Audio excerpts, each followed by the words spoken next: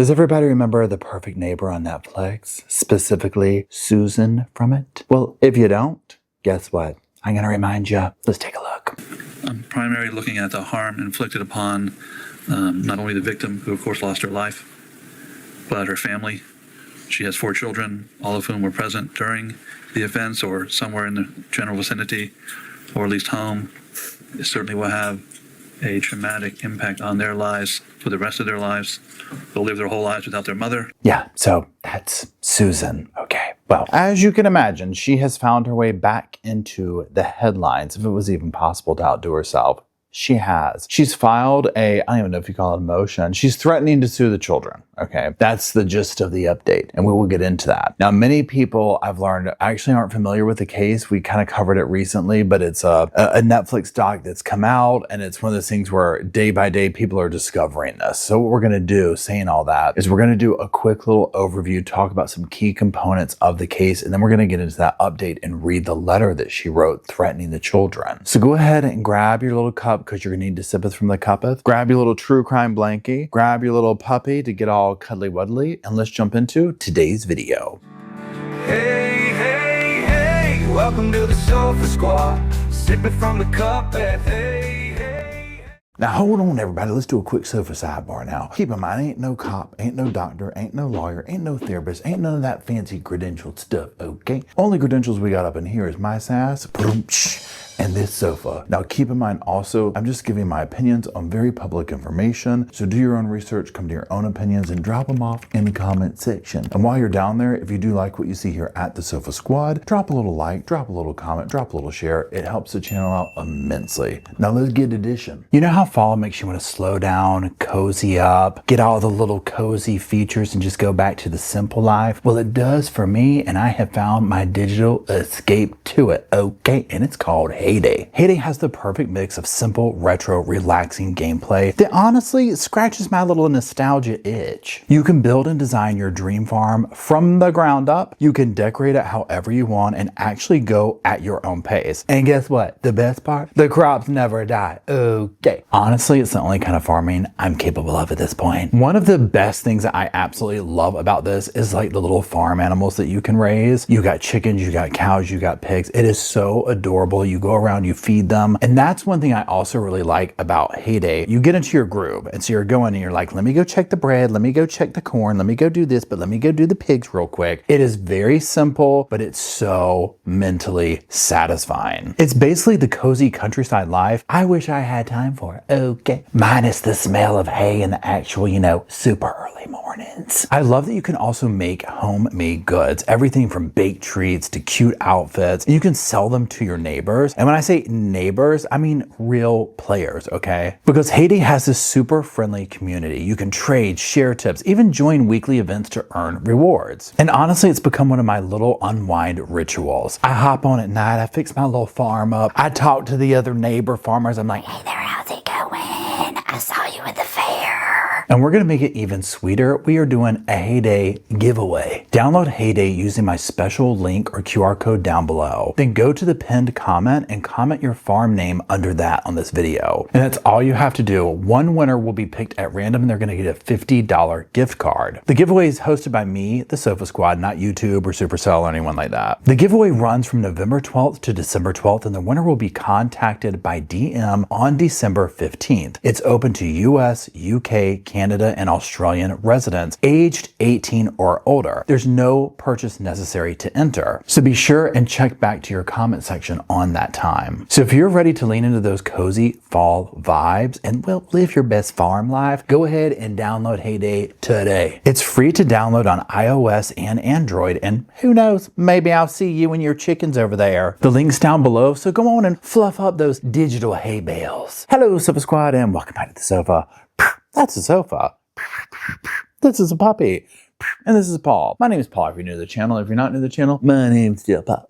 Okay, now I already said what we're going to be doing, but just the layout of this video is going to be, we're going to go through the overview of the case, who Susan is, who most importantly the victim is, AJ Owens, and we're going to look at some clips and then just jump into that whole thing of a letter that she wrote threatening the victim's children. Susan Lorincz was originally from New Jersey, and she was living in Ocala, Florida, in a neighborhood called Quail Run. Now, this neighborhood was basically apartment-style duplexes. The neighborhood was very family-centric. It seemed honestly like a kid's dream to grow up in. There's kids out playing, neighbors looking out for each other's kids, neighbors playing with kids, the whole 9 yards, going from house to house. However, this did not bode well for Susan.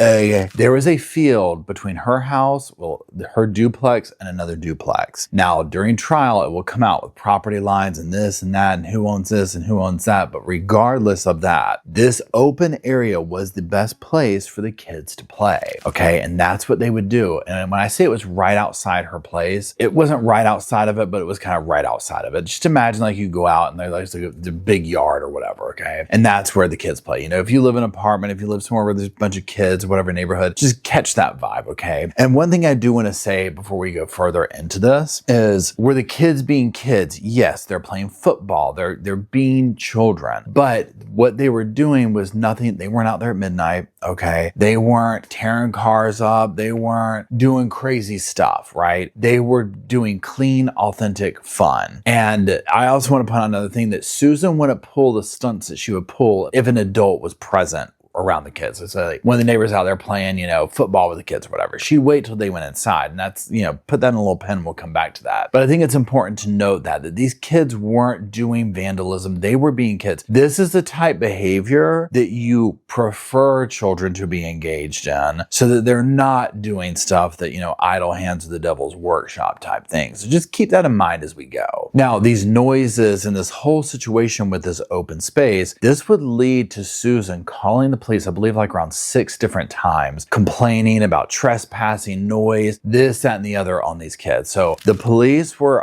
when I say a regular presence, you know, not like every single day, but they knew there was drama. They knew they were coming out there to do pretty much nothing and waste their time, okay? This was just a drama between this woman and then the kids and whatnot. Also keep in mind with this that no one else seemed to have a problem with this except for Susan. Right? This wasn't like multiple neighbors complaining, oh my God, these kids are outlandish. Literally everyone encouraged the kids to play. I think the guy who actually owned the property, like that space, he was, you know, when I say elderly, he was an older man. He encouraged the kids to play. He's like, by all means, use it, play, be kids, right? We like this. Susan, this was a major issue for her and her alone. Now, all of this would completely escalate and start pointing in the direction of the event that would eventually take place. And this was with AJ Owens. Now, AJ was a neighbor. She had 4 kids. She lived there, and there would be interactions with her and Susan that, in my opinion, Susan seemed to almost use AJ as a figurehead for this situation. Now, another thing to keep in mind is that when Susan was going through all these complaints and whatnot, she talked to her landlord who owned, I guess, the duplex or whatever that she rented, you know, the one she rented, and asked him to put no trespassing signs up. Now, remember, a guy in this complex, like let's say right here, he owns this one and, you know, the area around it. And here's this one and they own this area. So technically there's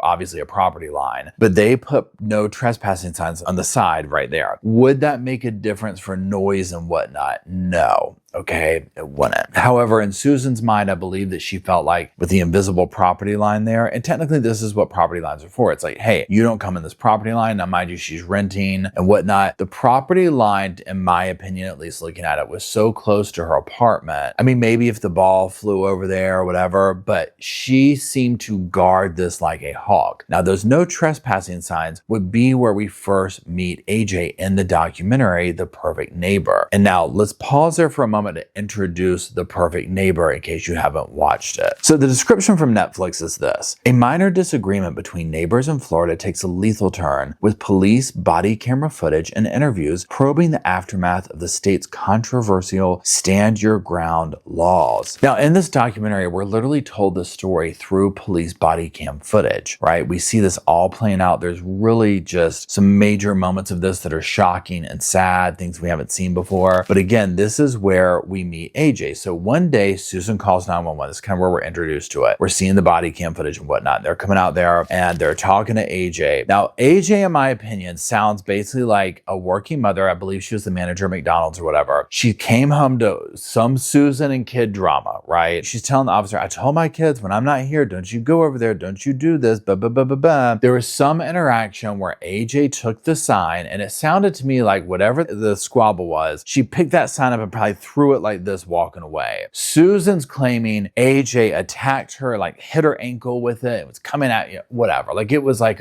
treated it like a weapon, if you will, okay? But what I'm getting at also with this is where, for me, the general public first met AJ, okay? We see her in the body cam footage, and she would ultimately become Susan's victim. And again, my takeaway from it is I was just like, you know what? And she did say, she's like, I can keep it together a lot of days, but today wasn't the day, right? Imagine you're the man. First of all, imagine you're managing McDonald's. Can you imagine the BS that they have to put up with during a day? And then you come home to Susan, stirring up drama with your kids. Honey, there ain't no way. Okay, there ain't no way. So, that's the vibe I got. I was like, this is an exhausted mother who was probably just pushed to her point that day. Well, other neighbors would corroborate the story. So, that being said, the cops, they're not going to arrest AJ or whatever. But again, this all leads to the ultimate thing that takes place. Now, another thing with this situation that goes down is Susan will be like, I've got video.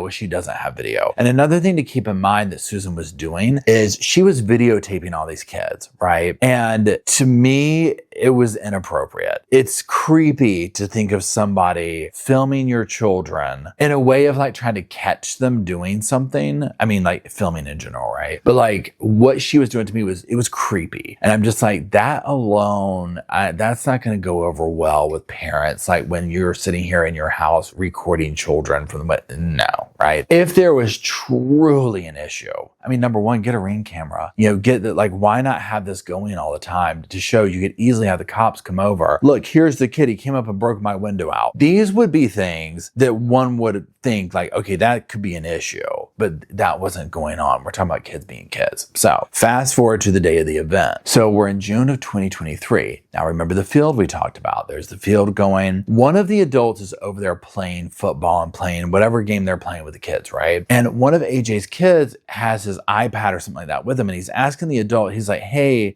could you watch it? And he's like, no, I can't watch it. Like we're in the middle of playing games. So he sets it down, right? They play, they do their thing, whatever. So then this is over with. He goes home and he realizes that he left the iPad. Okay. So now this is where it's going to get into he said, she said type thing, like between Susan. So he goes over and Susan has the iPad. Now, allegedly during this whole little confrontation of him trying to get the iPad, she throws a roller skate at him. She hits him with the roller skate. He runs back home and gets his older brother. And then they go back. Now, allegedly, Susan comes out threatening them, being, Susaning, right? So the boys go back and get their mother, AJ. And this is where things get really serious really fast. Now, keep in mind, in the middle of this going on, Susan calls 911 one time. Okay. And she's talking about, oh my gosh, these kids are over here. They're doing this. They're threatening me. I need the police, right? And doing her whole little Susan thing. So then officers are coming. Well, in the meantime, AJ's walked over. She's mad, right? Remember, she's either worked, whatever, it doesn't matter. Her kid is telling her, the crazy lady, basically, these are my words, hit me with a roller skate and has my iPad. How do you think that's going to go over, right? Especially with the history. She's banging on the door, where's the iPad?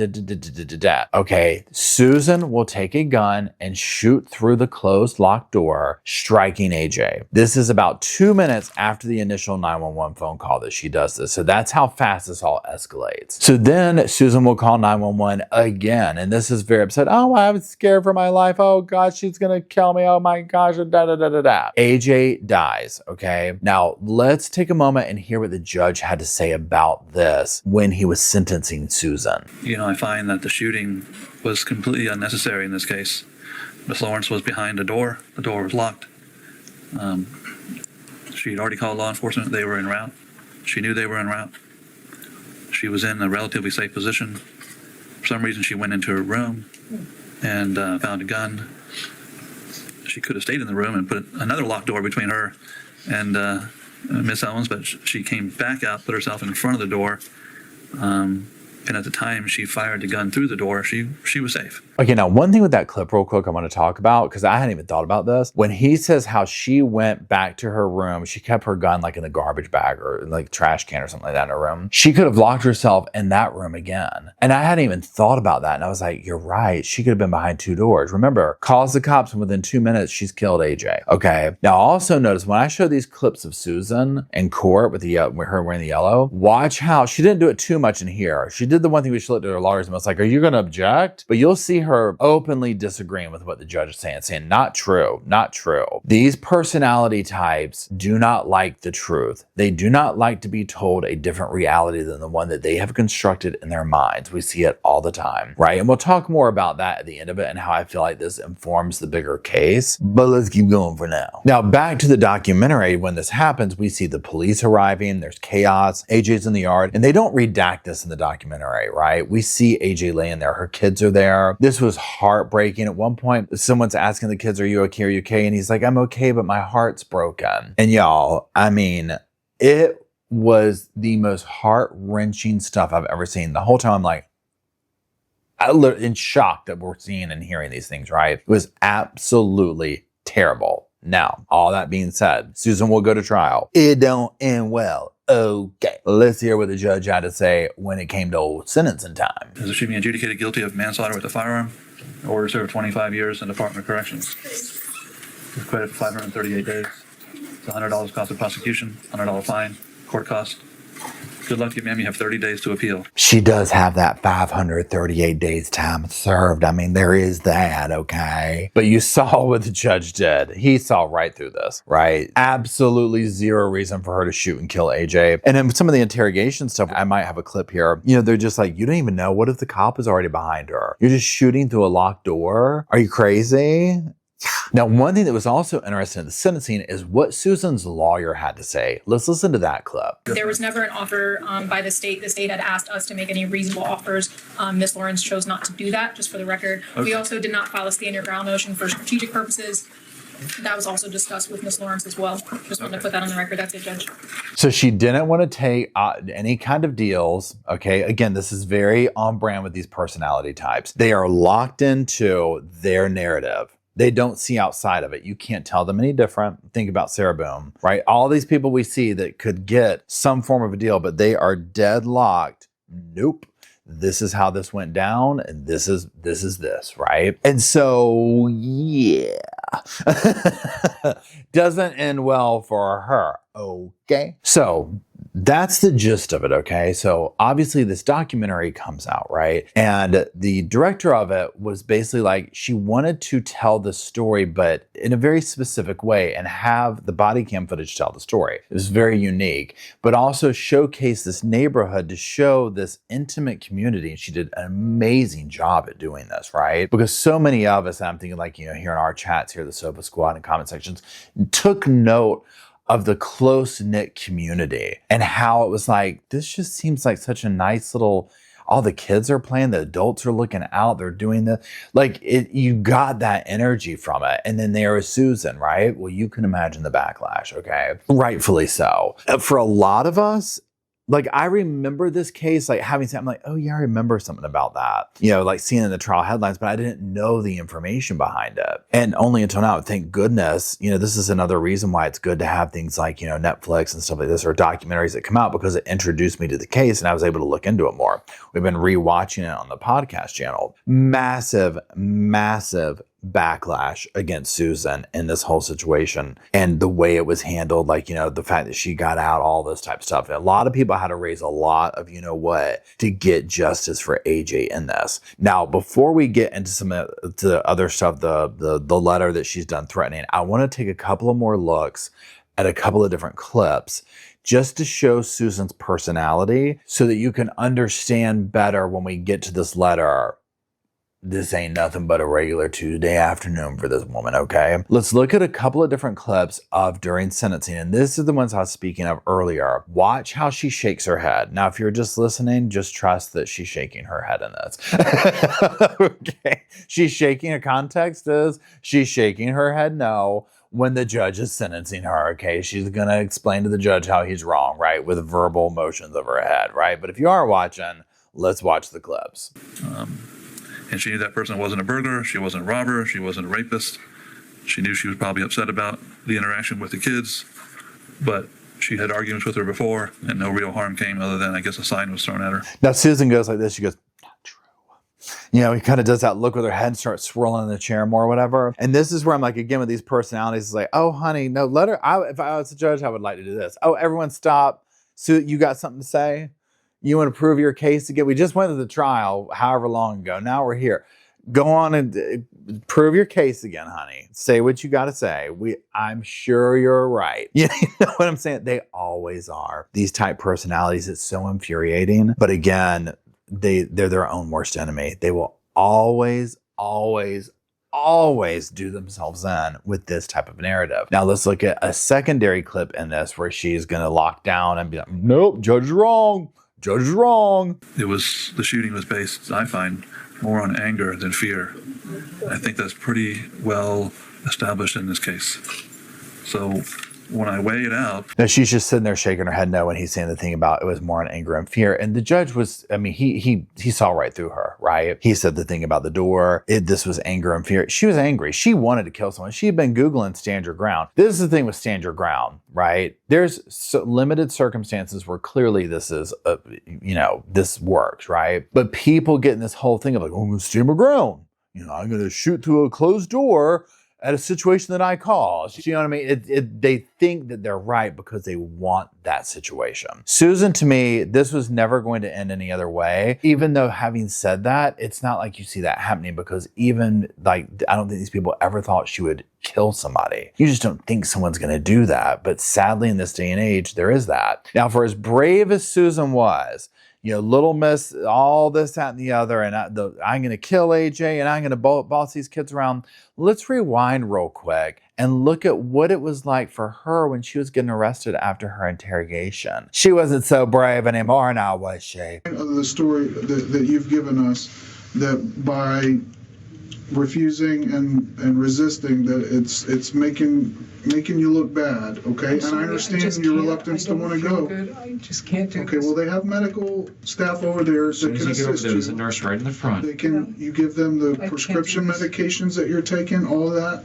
They will assist you in making sure that you get the care you need. No, but I can't we're do going this. over there, okay? You're going to go over there and I just can't do this. Honestly, legit, y'all, I was really hoping to see them take her down. I know that sounds bad, but I was waiting for it. I was like, come on, let's get her to comply. She only complied, you know. But this is what I'm talking about. No, I can't do this. I can't do this. And again, it's just mind-boggling to me, you know, where I'm just like, oh, she's going to tell the officers what's going to go down. To me, also, this is just a complete side note with these personality types. And again, I literally Susan Boone. We might have a new one, y'all. Susan Boone, a combo of them. Okay, Sarah Boone and her, people like that. To me, what they do is they manipulate people around them. They essentially have, I don't know if you want to call it victims or enablers or both or whatever, but they create a scenario where they're never really told no, right? And so when they are told no, they can't handle it. And they live in this bubble because they just have people that mimic back to them. Most of the time, people, like imagine Sarah Boone or this woman, like you're dealing with her. You're just going to tell her what she wants to hear to shut her up and to get rid of her and get away from her, right? Well, that gives these people this false sense of, I'm right, I get my way. But again, most people have lives. Most people don't want to sit here and call the cops every day talking about kids are yelling, right? This is what I mean. Like, you just want to move it along from these type people, but it gives them this false sense of superiority and they don't know what to do in it's challenged. Even all the way down to a cop, like, you're under arrest. No, I don't want to do that. Well, guess what, honey? Fire up the taser. Now, all that takes place.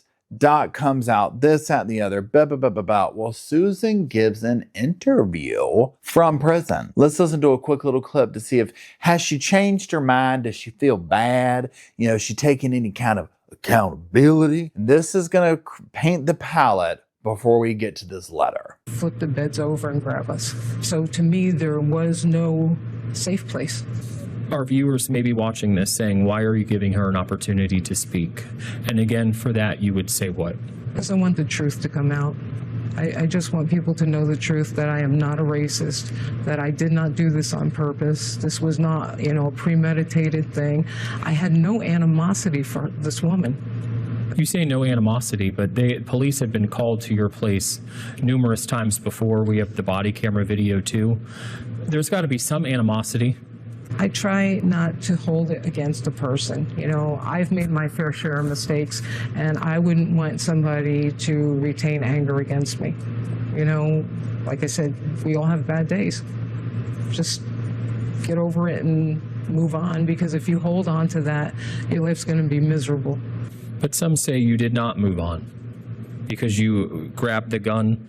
You had situations with her children. The part where she says, you just move on or your life's going to be miserable. I'm like, that's rich coming from her. She wants to sit here in this little glass house now talking about some life lessons.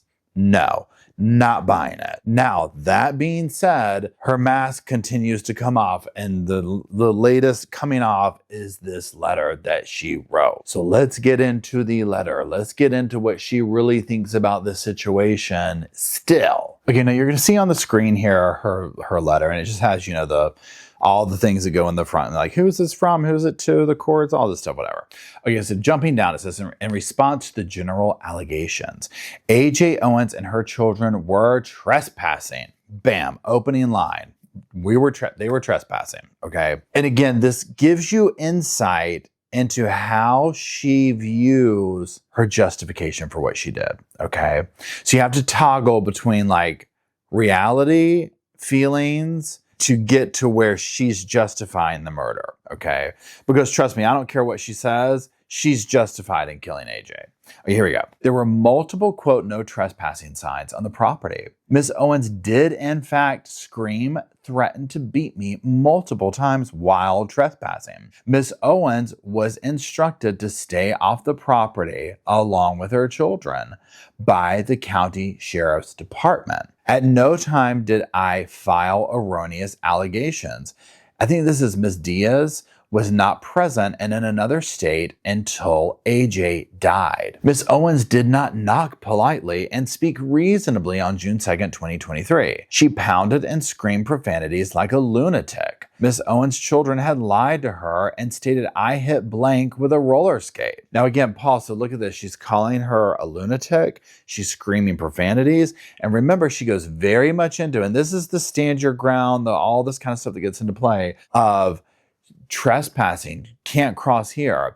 She's viewing it, in my opinion, without talking to her and all this type of stuff, almost like you step on my property line, I'm gonna, whatever. Now, if you grew up or live in the country or whatever, and I mean, when I say I grew up in the country, it wasn't country, but I mean, it was the country, you know what I'm saying? It was like 5 acres, right? So everyone had a property line. And I grew up in the frame of mind of like, you don't go on another person's property, certainly not doing anything crazy, but like if you enter on somebody's property, country folk, depending on you might get greeted with a gun. You know what I'm saying? This is not the country life. This is, a duplex community, okay? And even then, so vastly different. So, and I'm not trying to say, oh, you can do what you want to in the country or whatever, but I'm just like trying to like look at the different mentalities, because what it reminds me of just like growing up like way back when, and it's just like, yeah, you don't do this, and like you might get greeted with a gun, like you better state your purpose. You know what I'm saying? Like what you're doing and the whole 9 yards. So Susan's like trying to apply this mentality of like, no, she was trespassing, she was over here, she was threatening me, the kids lied, they did this, do I know if the kids lied about that? No, I was not there. I didn't see it. Do I also feel like from what we saw that Susan was embellishing the truth? Yes. Do I feel like she was acting unreasonable? Yes, right? She's calling them up and making stuff up with no proof. She doesn't have proof of the stuff. She claims she did, but she doesn't, right? Anyway, let's keep going. During his encounter with the prosecutors, Buxman and Smith blank recanted that the roller skate hit him and only came near him.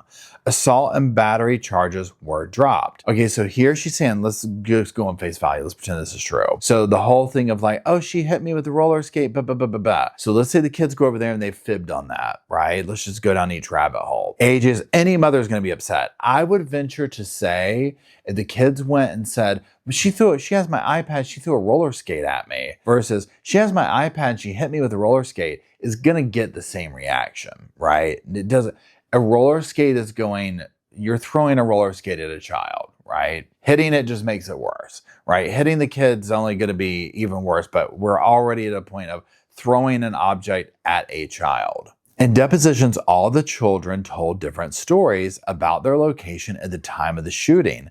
Blank was over 60 feet away at the mailboxes. The female juvenile who testified at the trial stated she was an eyewitness to AJ Owens throwing a metal sign and seeing said sign strike me in the leg. I was 7 weeks post-operative for my neck fusion. Now, I guess that's supposed to make us feel a certain way or whatever, you know.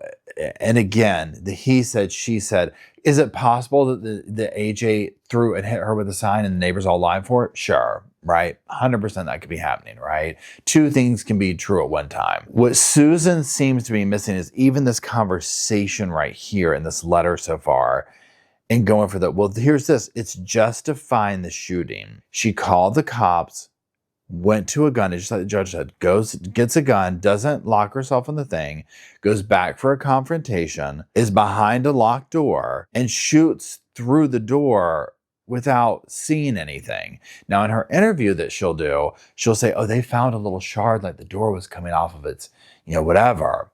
Okay, then you get back on the phone with 911. She's busting the door down. I'm going to lock myself behind my bedroom door, and I don't know if she has a bathroom in her bedroom, but behind multiple doors, and tell the cops, I'm in the bathroom, she's banging on my front door, I can't come out when you get here, right?